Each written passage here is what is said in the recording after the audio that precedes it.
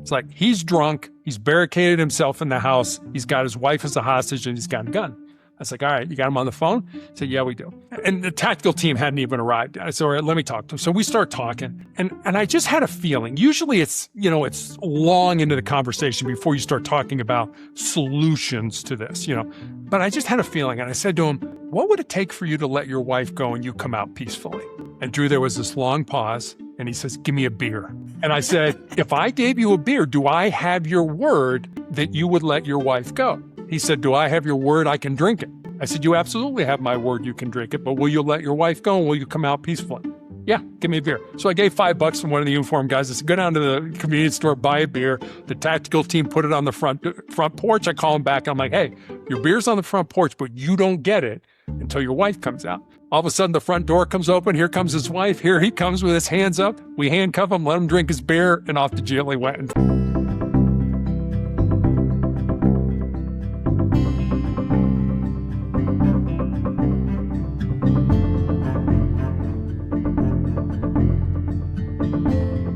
Welcome into the Fit for Radio podcast. I'm your host, Drew Tiedemann, and per usual, we're here at the Stafford Hills Club, one of my favorite places to go relax, to work out, to sit by the pool, to have a burger, you could name it.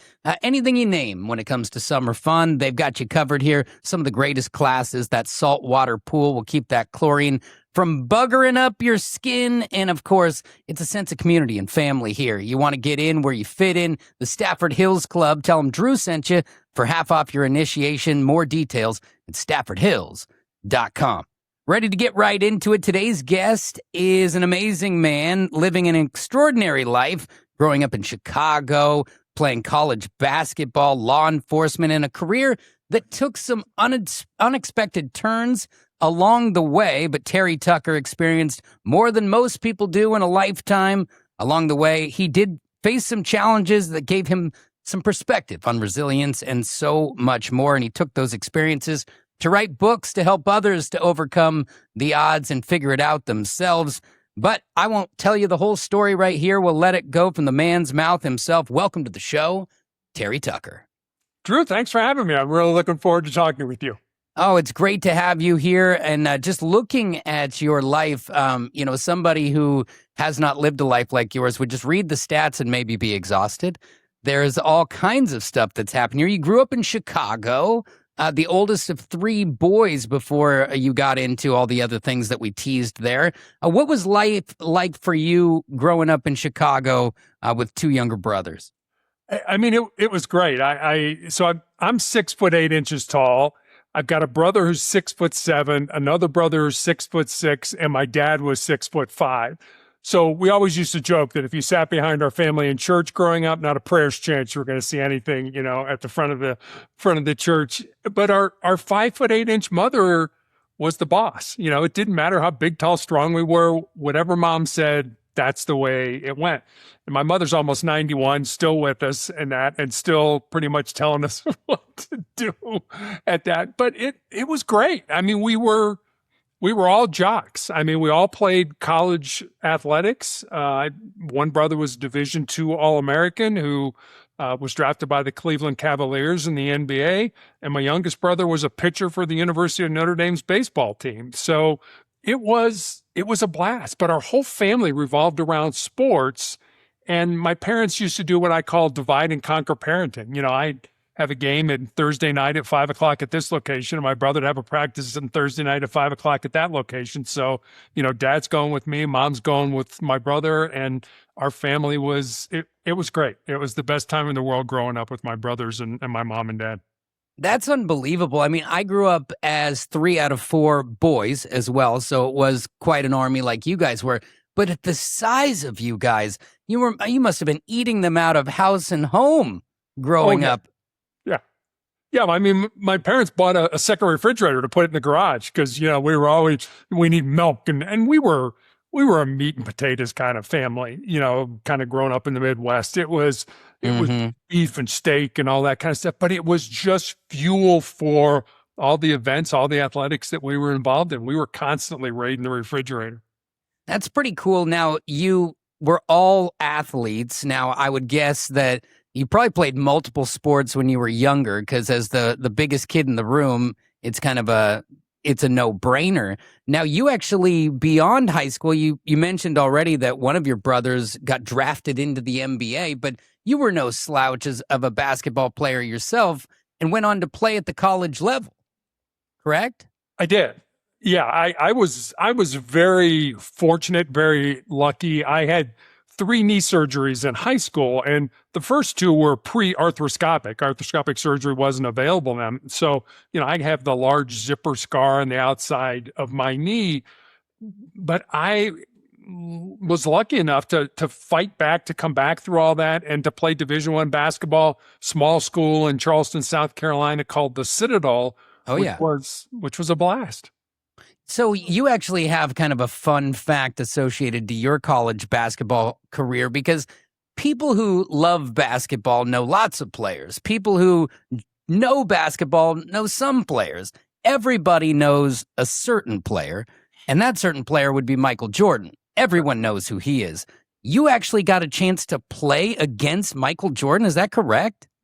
Yeah, so my senior year at the Citadel, there was a tournament. It was called the North-South Doubleheader, and they took 2 teams from North Carolina, which happened to be North Carolina and North Carolina State, and 2 teams from South Carolina, which happened to be my little school, the Citadel, and Furman University, and we played at the Charlotte Coliseum.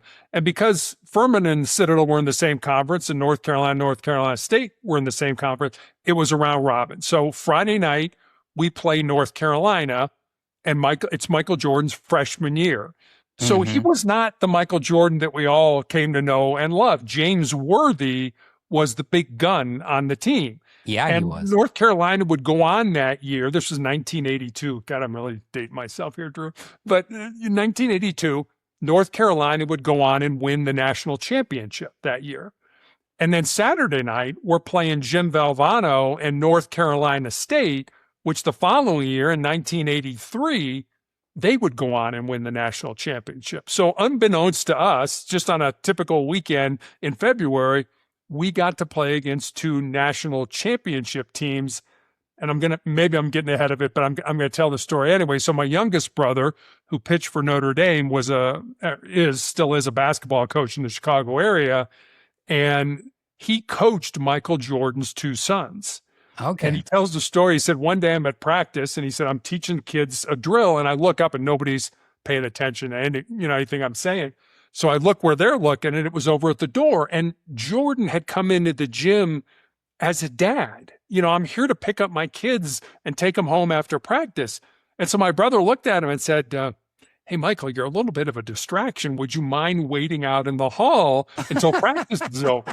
And Jordan and his wife were incredibly gracious people. I said, sure, coach, I'm sorry. I didn't mean to interrupt. He goes out in the hall. And later my brother's like, geez, I'm probably the only coach in the history of basketball who ever kicked Michael Jordan out of practice. So Yeah. it was just a great opportunity for him. Yeah, nobody tells Jordan to leave the gym. Now you end up finishing, and that's a great story to be able to have that chance to play against Michael. And even the Jimmy Valvano thing, for people, the young bloods out there, Jimmy V, the North Carolina State coach, he's the one that to this day you see the Jimmy V Foundation and all the great work that they do. But back in the day, it's some of the best sound clips of a coach and his drive and desire. When you played against Jimmy, was he as animated on the sideline there as he was with the media? He actually was. He was a pretty, he's Italian, and so, or he was Italian. He's passed away, unfortunately. So he's always talking with his hands, always moving, always, and I mean, it's funny in 1983 when North Carolina State wins the national championship, and it's kind of a last second shot. It's a putback shot. He's running around the court looking for somebody to hug, and there's nobody hugging him. So he's a very animated guy. It's kind of interesting. My coach at the Citadel, Les Robinson, eventually leaves the Citadel, goes to East Tennessee State, becomes their basketball coach and athletic director, then goes to North Carolina State. Les was an NC State graduate, and so when Valvano kind of got in a little trouble at the end and they removed him, Les got the NC State job and the athletic director at NC State, And at the end of his career, he came back and became the athletic director at the Citadel. So I Oh, believe he's the only coach that was the coach and athletic director at 3 NCAA Division I schools. that's pretty impressive. Yeah. So when you get done with school, you were good enough to play college basketball, but it is the difference between high school to college, college to pro. They're massive leaps. Yeah. It's a whole different level. You get to the NBA and Jordan and Worthy. There's a bunch of guys like that. And now, granted, those are big names that go down in history, but you really have to play at another level at that point, even at your height. So you get done with school and it's time for basically the next phase of your life. And so you end up moving home to Columbus, Ohio? Yeah, my parents had moved to Columbus. My grandmother died, my dad's mom, my junior year, right? Spring break of my junior year. And so my dad got an opportunity to go back to Columbus. We had lived in Columbus for a short period of time when I was younger, but Chicago's always been home. So yeah, they moved, and yeah, now I'm graduated, and Drew, this is long before the internet's available to help people find employment. So it's like, I got to find a job now. I've got to do something. And I wanted to be in the Secret Service. Okay. So there's kind of a backstory. You look at my resume, it looks like a Super Bowl went off in the room. But I kind of wanted to follow in the footsteps of my grandfather, my paternal grandfather, my dad's dad, who was a Chicago police officer from 1924 to 1954. And in 1933, he was shot in the line of duty with his own gun. It was not a serious injury, he was shot in the ankle, but my dad was an infant at the time. And always remembered the stories growing up that my grandmother told of that knock on the door of, Mrs. Tucker, grab your son, come with us, your husband's been shot. Yeah. So when I expressed an interest in going into law enforcement, my dad was absolutely not. You're going to go to college, you're going to major in business, you're going to get out, get a great job, get married, have 2.4 kids, and live happily ever after. That's what my dad wanted me to do. Drew, that's not what I wanted to do. And that's tough. That's tough because just as a parent myself, I always fear that I'm going to become a cop, or because of just as a parent, the selfish part of you is like, I need to preserve them. That's dangerous. I don't want to lose you. Yes. Yeah. And you're absolutely right. And I mean, my dad, living in Columbus, my dad knew the police chief. He knew the sheriff. He knew the director of the Secret Service at the Columbus office. And he set me up an interview, and I didn't find out till years later. I was never going to get the job. It was, here, just interview my kid so he could say that and give him some excuse. Oh, you don't have a master's degree. Go get a master's degree. And Drew, I remember that interview. I sat in the federal building in a 3-piece suit with no air conditioning and sweated through my T-shirt, my dress shirt, my vest, and I'm like, I'm giving it everything I got in this interview. And it was all predetermined that it was never going to go anywhere. And so, my dad didn't want me to do that, but he was also dying when I got out of college. So I had a choice. I'd probably my first big adult choice. I could have said, Dad, I'm sorry. I know you're dying, but I'm going to go blaze my trail, do my own thing. Or out of love and respect for you, I will do what you want me to do. So my first 2 jobs out of college were business related, and I did what every good son did. I waited till my father passed away, and then I followed my own dreams. So what was your dad fighting at that point when you say he was dying? So my dad had end-stage breast cancer, and was he was of a generation, and this is an excuse more than it is anything. He was of a generation never went to the doctor. I never remember my father getting sick enough to go to the doctor when we were growing up at all. And he knew he was sick for months. He would not go to the doctor. You talk about how big my brothers and I are. We got to a point where it was like, Dad, there's something wrong here. We don't know what it is. You're going to the, I'm not going. It's like, yeah, Dad, you're going. Because if you don't go on your own, the 3 of us are going to physically put you in the car and take you to the doctor. So man up here and do what you need to do. But by the time he was diagnosed, he was dead. And unfortunately, my grandmother, who was living with us in the very next room, she was also dying. She had lymphoma. And so, my mom is losing her mother and her husband at the same time. And I mean, it was bad for us, but I can't imagine how horrible that thing was for my mother. How did she cope with that? Did you see a lot of that pain on her? Did she push it down? I mean, that generation tends to try to protect others by hiding their own pain. What did you see in her at that time? Yeah, I'm sure, in her own moments, in her private time, she cried, but it was, she took care of her mother-in-law when she was dying. She took her to chemotherapy. She took her to doctors. My dad went to work. So my mom was used to caring for people, but I just, I think back on that time and, to know that, in two rooms side by side in our house, she was losing her mother and her husband. I mean, they died within 18 months of each other. Oh, goodness. And so it was, we're at the cemetery and then 18 months later, we're back again at the cemetery, and it's like, she is a strong woman.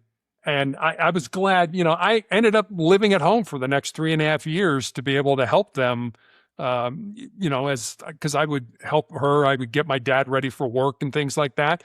And it was, I would, my parents did so much for my brothers and I. It was, what the least I could do to be there to help them, in their final years of life.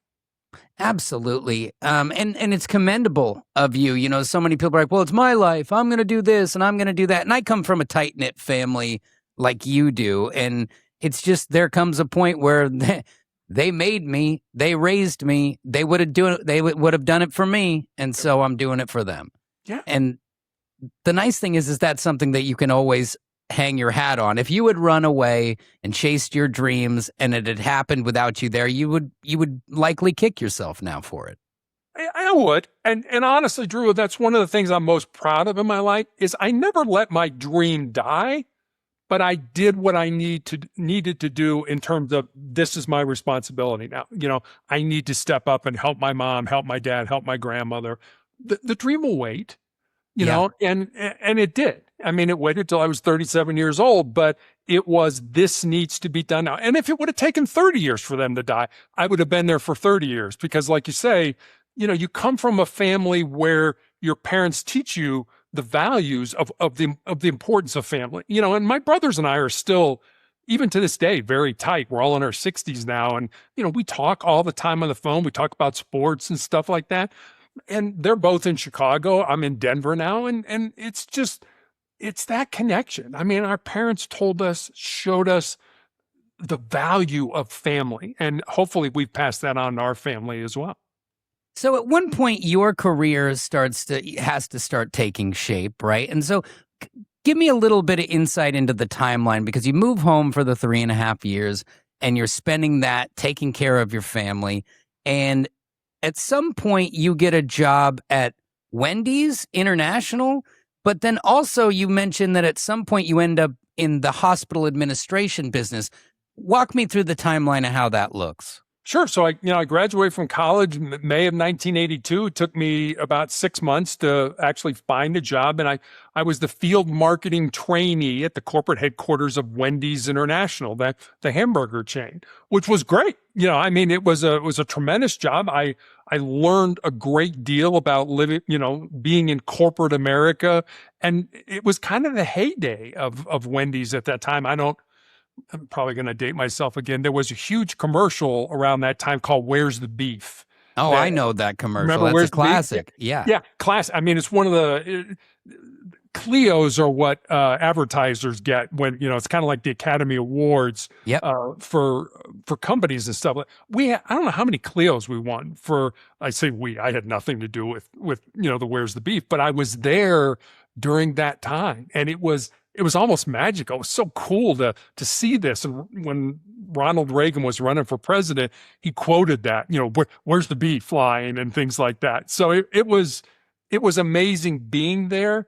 And so I'd get up in the morning, I'd empty my dad's urinal, I'd take a shower, shave, get dressed and go to work. And then at noon, I would leave my job, go home, help my mom finish dressing my dad, put him in the car, take him to work, get him in his office, and then go back to my work.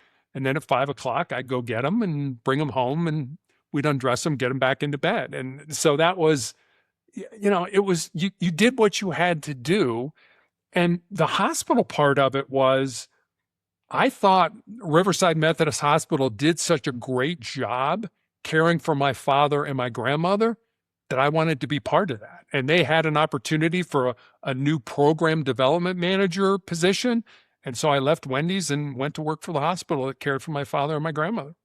That's impressive. I mean, just the sequence of what you're doing during that time at Wendy's.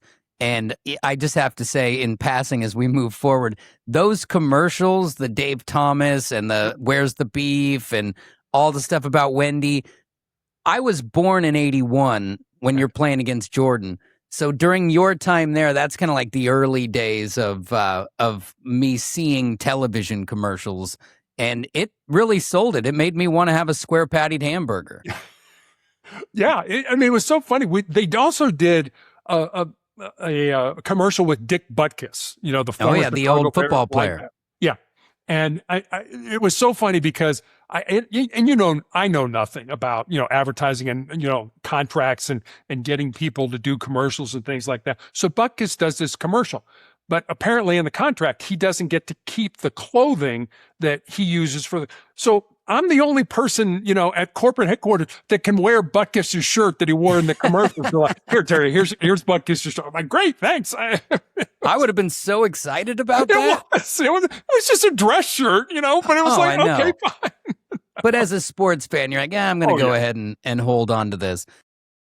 This episode brought to you by Motorsport Hillsboro, your one-stop shop for everything when it comes to dirt bikes, street bikes, side-by-sides, e-assist, mountain bikes, and so much more. Save thousands right now on a gas e-bike. These things are epic. These electric mountain bikes are pedal assist, but they'll take you longer, farther, and higher than you've ever gone. I mean, some of the things that you see people do on these, they'll take you down a trail that you would have been gassed long ago. And of course, the easiest and best financing for you right there at Motorsport Hillsboro, where they make sure to get the job done for you and to do in a way that you leave feeling good so you can hit the trails and let that wind burn through your hair and maybe catch a little dirt in your teeth while you're at it. MotorsportHillsboro.com.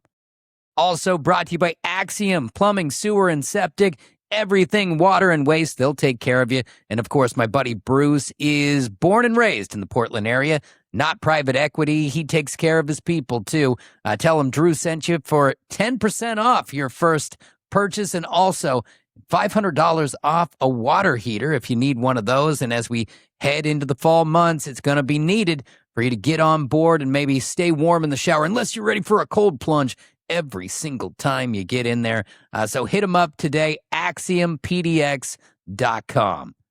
And of course, the Stafford Hills Club. These are my people, voted the #1 health and wellness facility in the Portland area. And you've got to come down and see them. They got everything you need, from workout facilities to the saltwater pool, and classes with the best instructors. And just the community here is next level. I talk about it all the time, but I truly love it. And they care about the people who walk in this door. If you want to be a part of it, StaffordHills.com. Tell them Drew sent you for half off your initiation. And for so many people, if they, at this point in your story, like a lot of people have already completed their list of what they're going to do. You worked in a hospital, you worked at Wendy's, you helped to take care of your dad and your grandmother, you played college basketball against Michael Jordan. I mean, the list goes on, but that's just the beginning, because so many people would consider when you get into your mid-30s that this is just kind of it, that this is time for you to be like, okay, well, that's my life, and I'm just going to follow through till it's over. But you still had a calling, an itch, if you will, to do something else and to follow your dreams, which are beyond being a low-level administrator at a hospital, correct? So at 37, Terry, what do you decide to do? Yeah, so, I'm married at this time, and my wife and I are living in Santa Barbara, California, and I get it. There's a circular in the mail. And Drew, I never read those things. They went immediately into the recycling, but I just happened to be paging through it at lunch, and it was from Santa Barbara City College. And it was a class that if you took the class, you could be a reserve police officer in any jurisdiction in the state of California. So you can imagine that conversation, with my wife at dinner that night. She'd married Yeah. me, suit and tie kind of guy. And it's like, honey, what do you think? Would you support me in doing this? And she's like, yeah, take the class, see what happens. So I took the class and I got on with Santa Barbara PD as a reserve officer. And my wife tells the story much better than I do.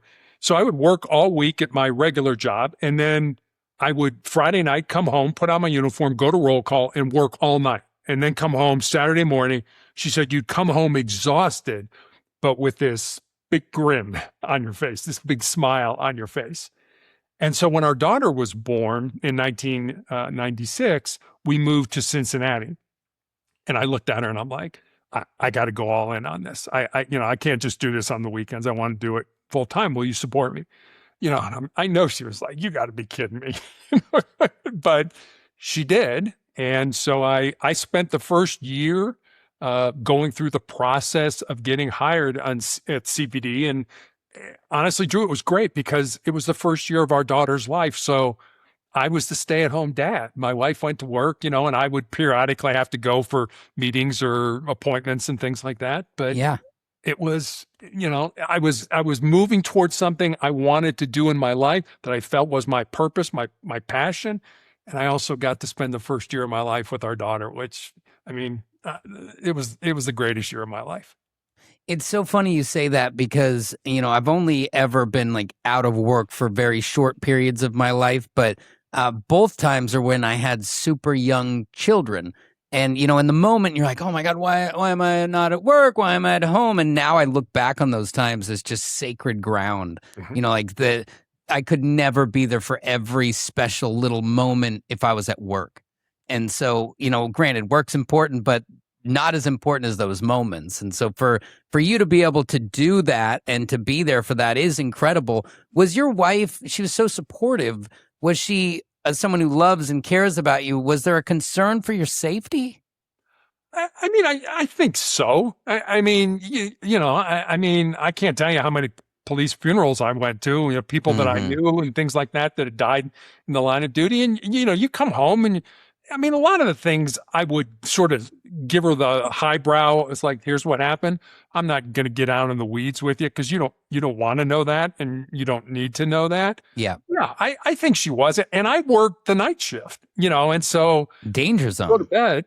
And, 11 o'clock, I'm on duty, 11 o'clock till 7 in the morning. And I loved working nights. I'll tell you a quick story. I would never leave the house without my daughter giving me a hug, kiss, and careful daddy. Even if they were traveling, she was on vacation seeing her mom or with our daughter, I got to have that on throat. It was like putting on a suit of armor and that. But yeah, family was, I loved what I was doing, but family was important. And we always made the conscious decision that family was going to come first. And I'll admit this now. There are days, Drew, I'd work all night. My daughter would have it was daddy's day at school. I would go there. I'd maybe go get 2 or 3 hours of sleep and then have to go back to work. And I'm carrying a gun and having to make, decisions that might affect somebody's life. But family was more important than the job. I was a dad. Yes, I was a police officer, but I was a dad and I was a husband first. So you start off as a patrol officer, but you end up doing some of the more intense things.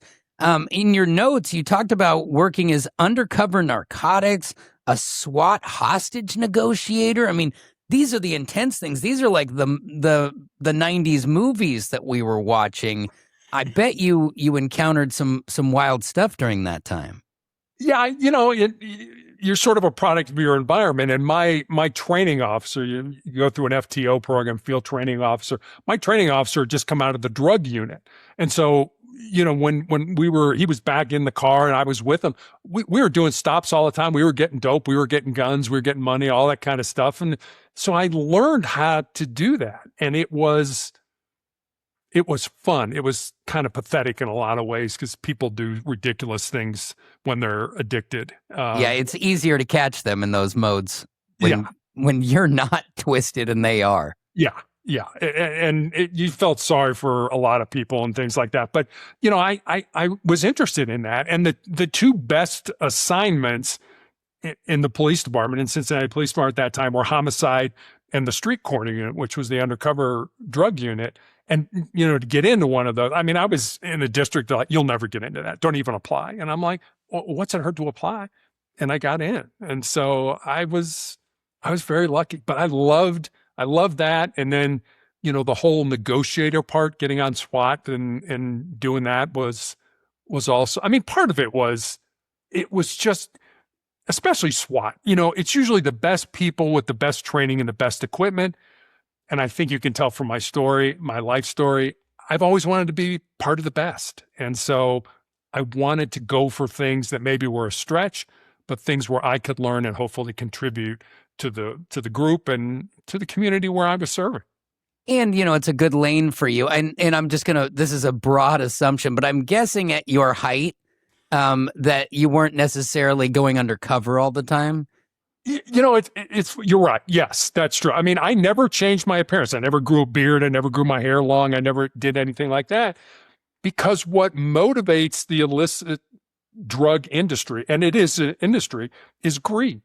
You know, if you've got $20, you can find somebody to sell you, you know, a rock of crack or weed or whatever it was, but you had to act. I mean, I was working the day shift, and my partner, when we were on patrol, ended up coming to the unit as well. She was working the day shift. I was working the night shift.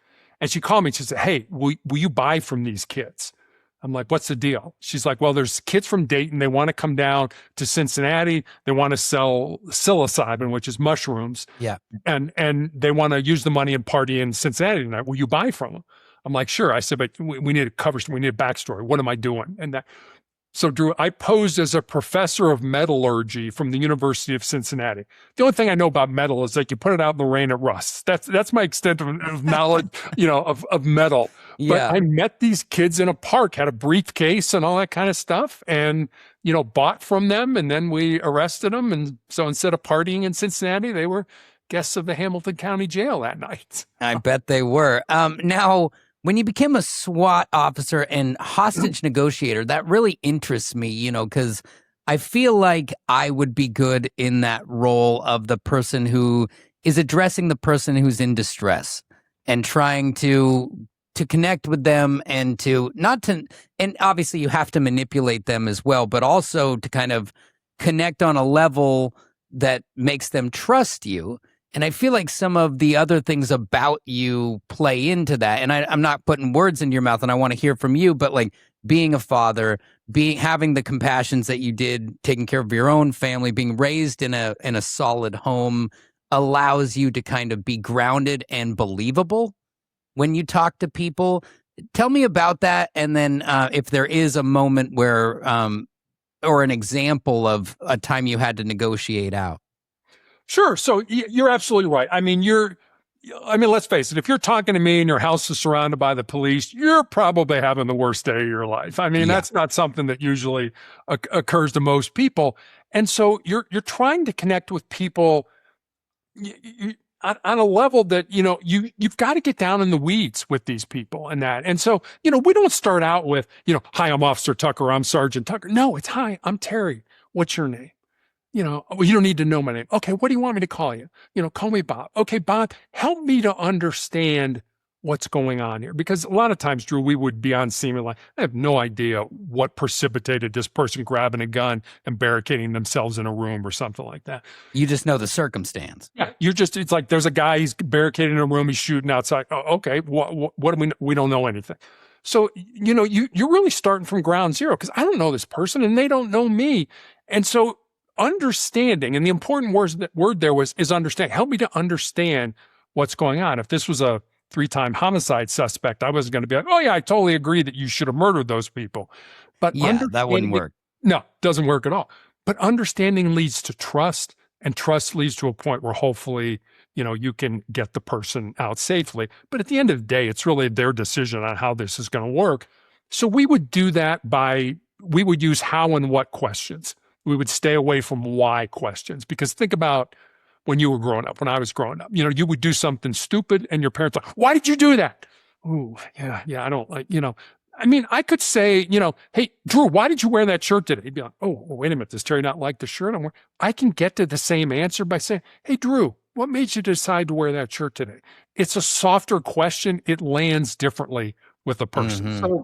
So there's a lot of that kind of stuff going on. And, I mean, we were taught to be curious. We were taught to use silence because people don't like silence. Be quiet.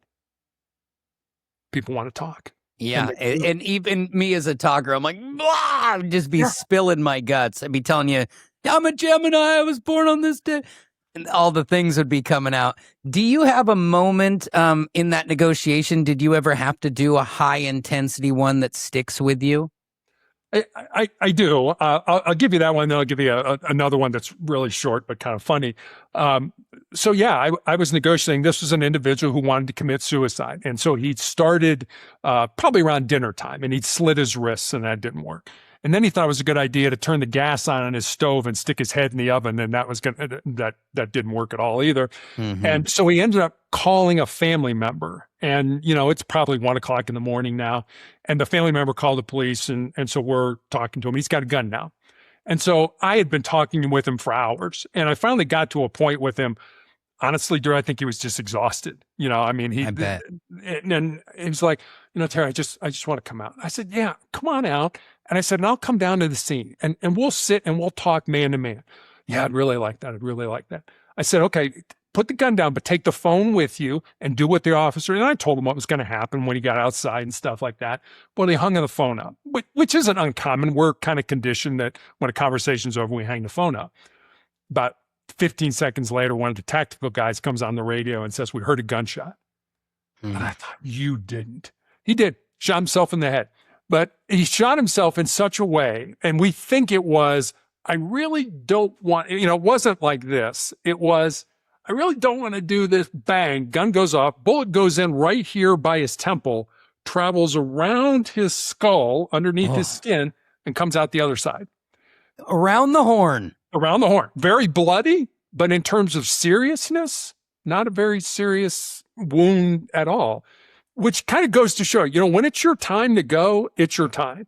But the converse of that is true as well. When it's not your time, there's nothing you can do that's going to make it your time. So that was a pretty high stakes one. And I mean, you're lucky it came out the way it did too, because I mean, you did the right things, but when somebody's having a mental health crisis, you do what you can and you hope for the best. Yes. The funny one is, I mean, sometimes you got to laugh or you'll cry. This was, I happened to be working that night. And so I get to the scene, and I was in a marked car, get my gear on, I'm talking to the uniform officers, like, what's the deal? It's like, he's drunk. He's barricaded himself in the house. He's got his wife as a hostage, and he's got a gun. I was like, all right, you got him on the phone?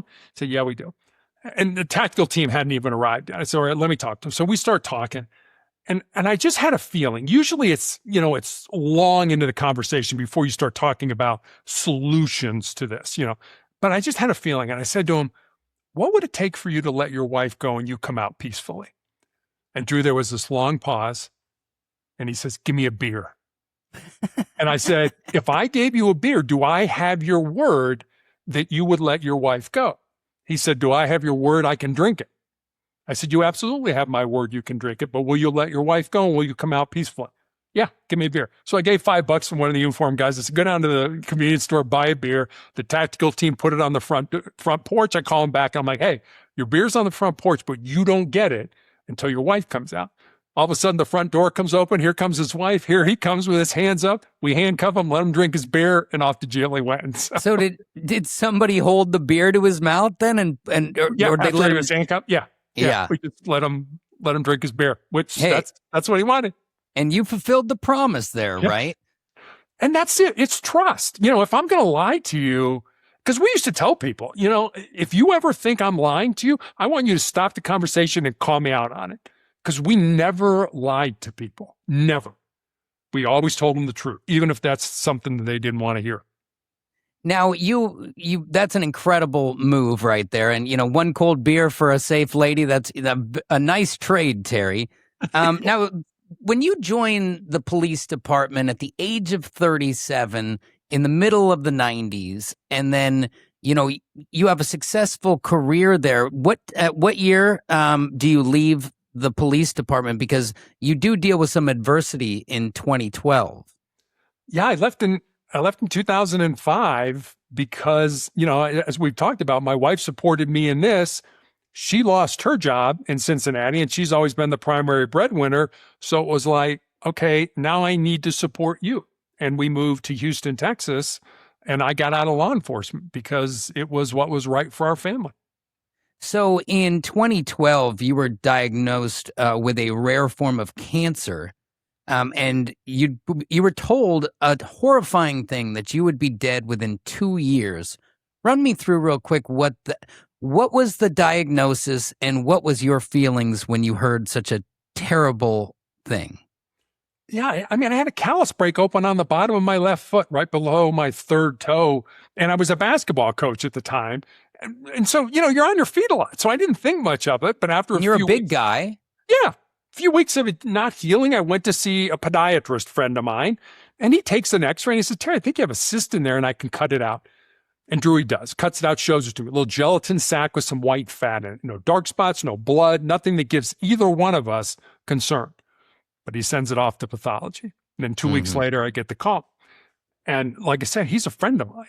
And the more difficulty he's having explaining to me what's going on, the more frightened I am becoming. Until finally he just laid it out. He said, "Terry, I've been a doctor for 25 years. I have never seen the form of cancer that you have. You have an incredibly rare form of melanoma called acral lentiginous melanoma that appears on the bottom of the feet or the palms of the hands." And he said, "Because your cancer is so rare, you need to go to MD Anderson to be treated." I did. They excised the bottom of my foot, took out all the lymph nodes, and then looked at me and said, "We got nothing. This is this rare form of cancer. You'll probably be dead in 2 years. The only thing we have for you is surgery." And I thought, well, okay, gave me a death sentence. I got to figure out how I'm going to turn this death sentence into a life sentence.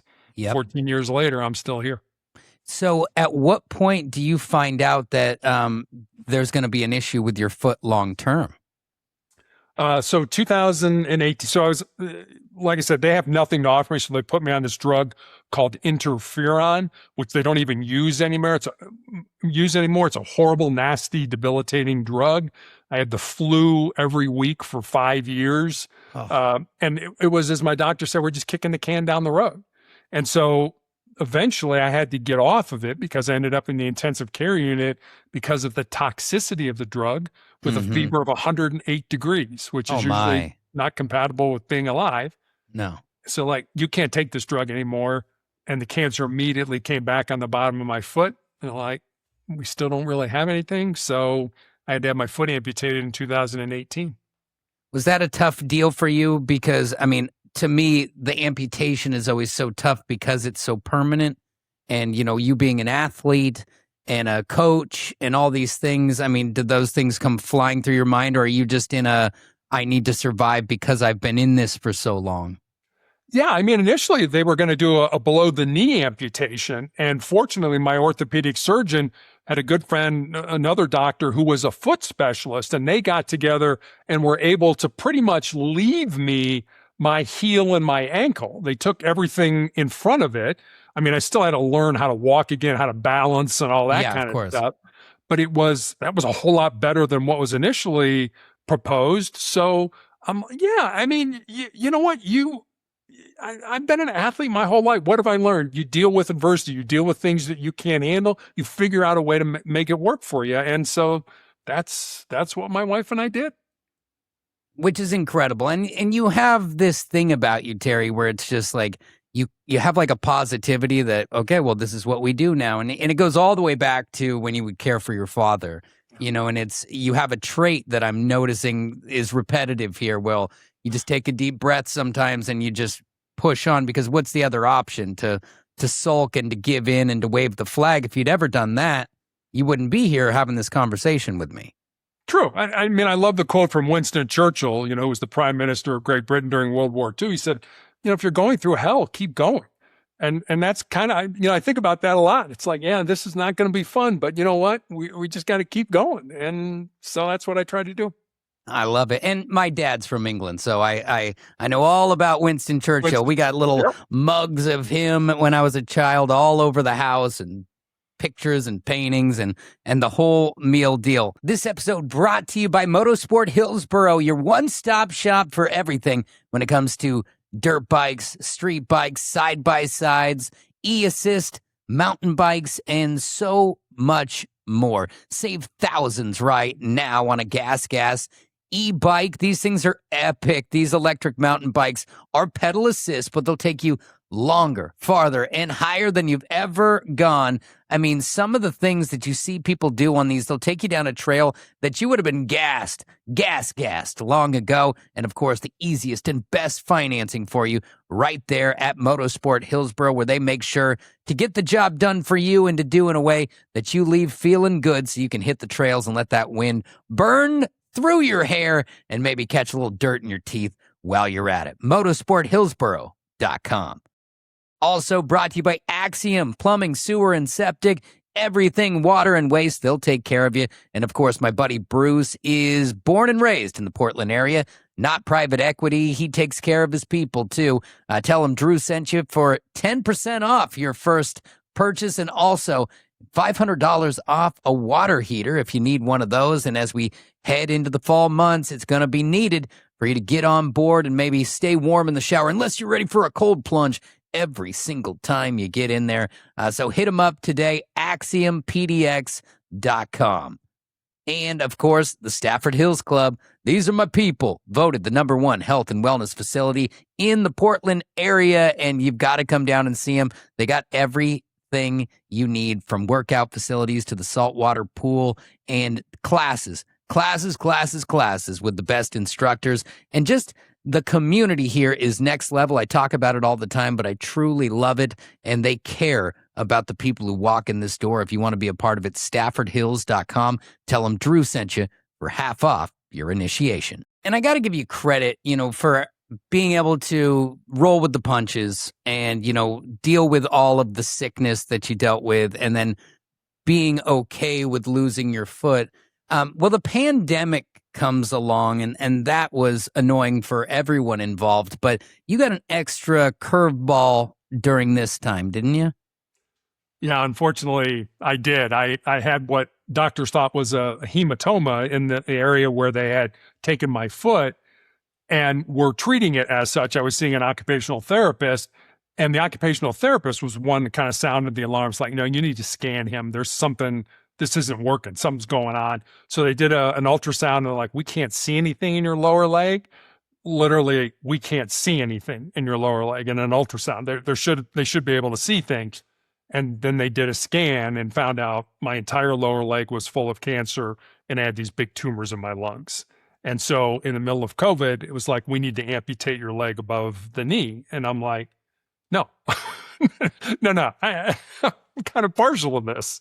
Yeah. And I fortunately had a great orthopedic doctor. Because of COVID, all elective surgeries were shut down. They weren't doing anything. They're like, just put a cast on it. And he was like, I got to back up. So the tumor, which they thought was a hematoma, ended up breaking my leg. It fractured my tibia. So, the administration was like, no, you're not doing surgery. Just put a cast on it. It's like, it's not going to heal. This tumor has broken his leg. So we went to an outlying hospital, not the main hospital here in the University of Colorado system, but it was, you can't have anybody with you. So my wife drops me off at the hospital. We're in the car. She's like, what should I do? I'm like, I just park in the parking lot and wait for the doctor to call you. There's a nurse there, takes you back into a pre-op room. And anybody who's ever had surgery knows, a pre-op room, this big room with, probably 30 different curtains getting people ready for surgery. Drew, I was the only person in that pre-op room. Yeah. And I'm like, if I didn't have a broken leg, I would have run like heck out of there. It's like, I'm not doing this. And they said, you'll be in the hospital for 10 days to 2 weeks to learn how to function without having a leg.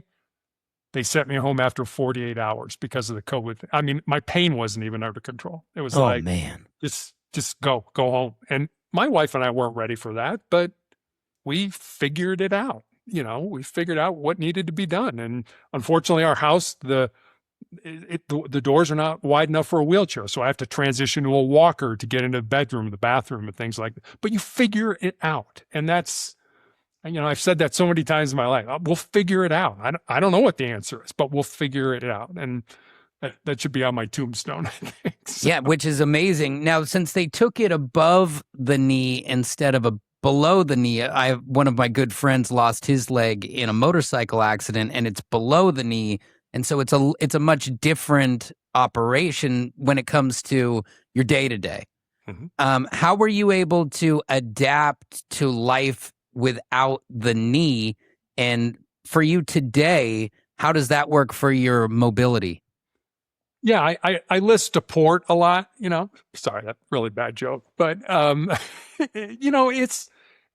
I have a prosthetic leg. I don't like it. I used it to walk our daughter down the aisle when she was married, but I'm much more comfortable in a wheelchair, with the prosthetic. I was never comfortable with where I was in space, balance and things like that. Being 6'8", falling, not an option. You get hurt from this height and stuff like that. So you just learn, you adapt. And so I was able to get a wheelchair that was specifically manufactured for my height, the length of my femurs and things like that. And, you deal with it. And so, it's not an electric wheelchair. I push myself around. It kind of keeps me in shape and things like that. So you find a way to take something that's detrimental and use it to your advantage. And so, wheeling around keeps me in shape with the wheelchair.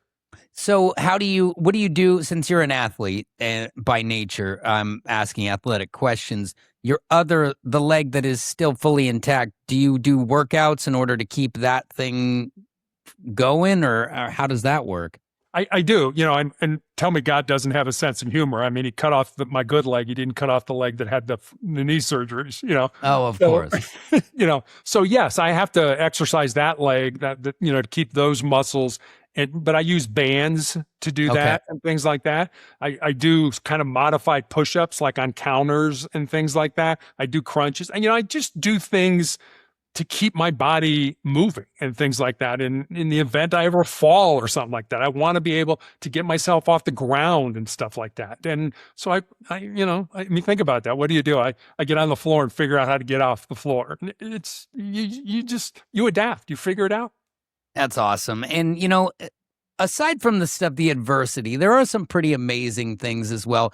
One thing the greatest thing about my life is being a dad and being a girl dad. I'm a 3-time girl dad, which I'm surprised there isn't more gray hair up here quite yet. It's on the way. And I see that you were also a girl dad. Yeah, I mean, my wife and I, and it was so funny. We go to the doctor, and it's like, do you want to know the sex? And I was like, yeah, sure. And it's like, okay, you should buy pink. I'm like, oh no. You need to keep it in there till it's done. I have no idea how to raise a girl, but I mean, my daughter and I are probably closer than my wife and my daughter, and that was sports. Our daughter played college basketball at the Air Force Academy, and awesome. I got to coach her in high school, and all those days in the gym, putting up shots. It wasn't the shots, Drew. It was the questions. What do you think about this? What do you think about that? It was the dialogue, the conversation that we had. Those mean more to me today than I don't care how many, shots she made or anything like that. It was the time we got to spend together. And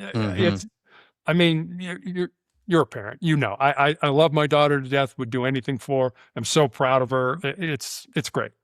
And it's funny because you grew up in a similar household than mine. You're just a little taller, but you and your brothers, boys will be boys. And I always make this association because I grew up one of 4 boys, and my kids are all girls. And I always say, boys are more holes in walls and girls are more feelings.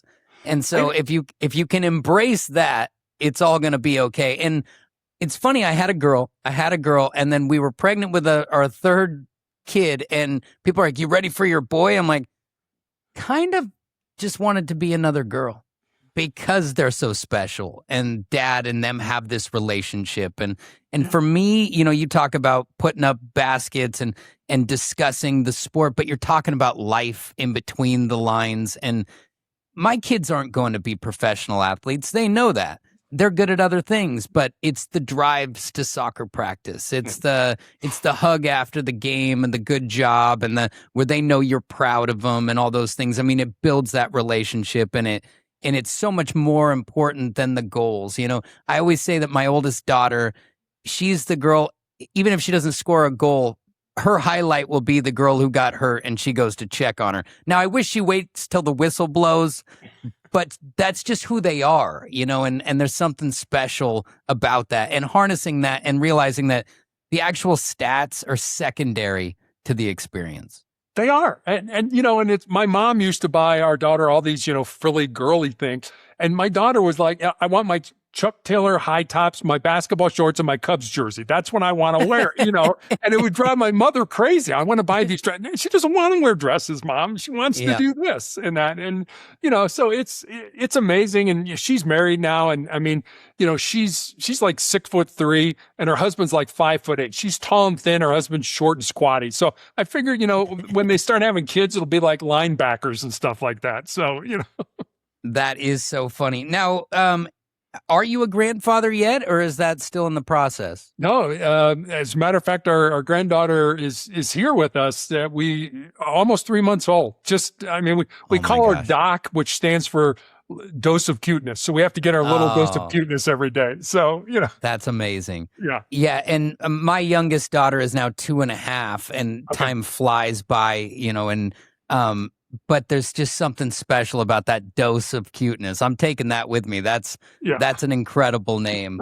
Now, I'm so glad that you get to experience that too. And that just gives you, I mean, now you have just endless years of greatness with another kid, and likely more. But you've also done some other things to help people and to kind of use your experience that other people can rest on. Now, you're a writer as well. You've written multiple books. Tell me a little bit about your writing.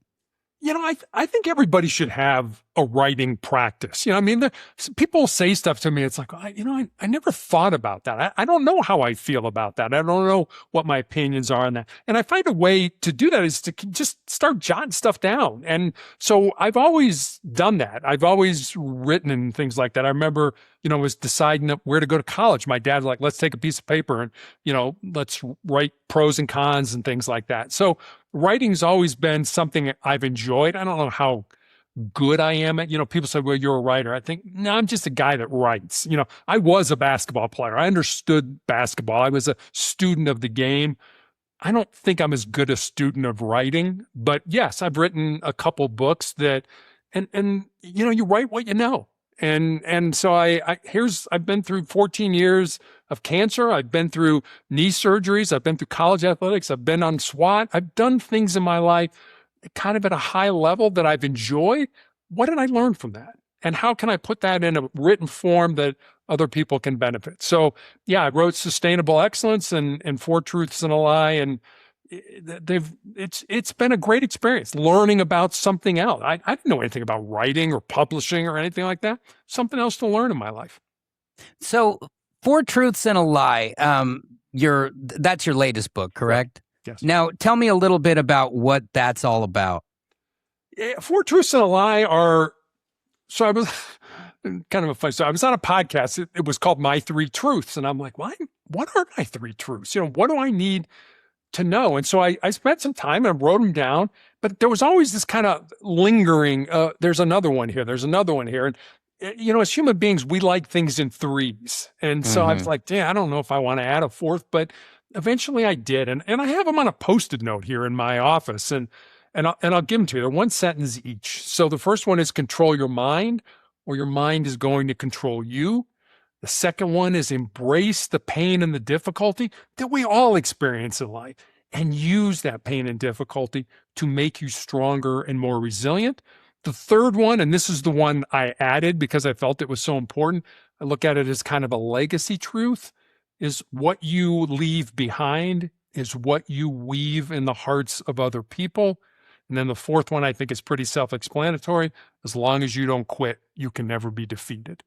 And so I've got stories, you know, in the book about all those. Somebody once told me never make a point without telling a story, and never tell a story without making a point. If I told you those 4 things and then went away, you might remember one of them. But if I told you the 4 truths and gave you a story, there's a better chance you would remember each of them. So, Oh, yeah. It's the storytelling of our lives that I think is so important.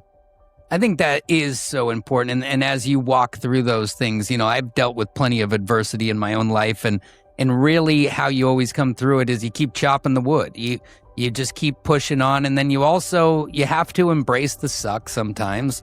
And you have to let that be, they do the strongest steel goes through the strongest iron goes through the hottest flame. Like, of course, that's what we have to remember, because when the flame is hot, it feels unnerving and something that you can't overcome. And so I think that you've got a great message there. And I'm actually going to take some time and check your book out and actually give it a deep dive read, and maybe can help myself with some of those principles as well.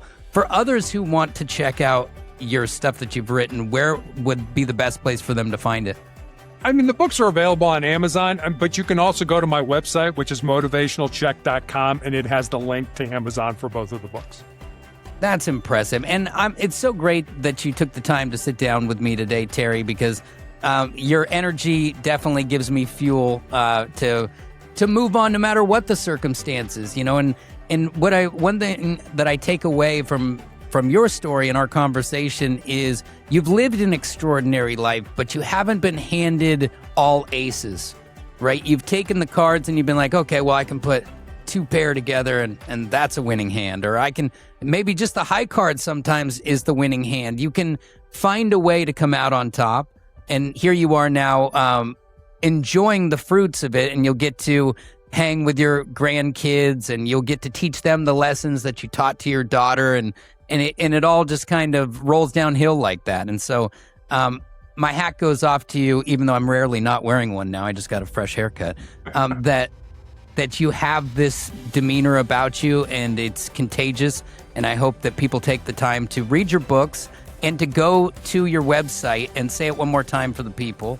Motivationalcheck.com. And check out what Terry's been up to, and use his story as motivation for yourself, that you can overcome the odds, you can do great things. It doesn't always have to be handed to you. You stay positive and great things will happen. Thank you so much, Terry. I really do appreciate you taking the time, coming on here today, and I feel like I'm better for it. Well, Drew, thanks for having me on. I really enjoyed our conversation. And we'll talk soon. I'll be keeping up with you. Thank you. Cheers. That was great.